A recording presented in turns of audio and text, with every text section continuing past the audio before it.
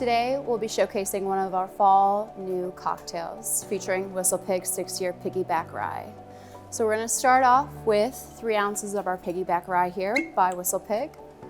You're gonna wanna build it in a mixing glass with ice, because you never wanna shake a Manhattan.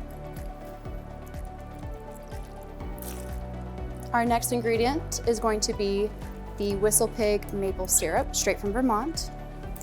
We'll do 1 ounce of this in our cocktail.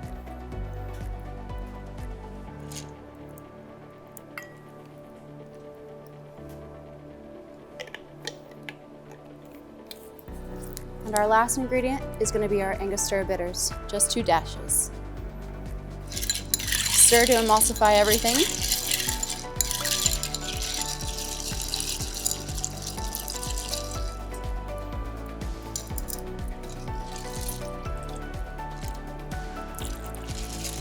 Here is where the fun really begins. We'll add a smoke bubble on top as our garnish with our flavor blaster here.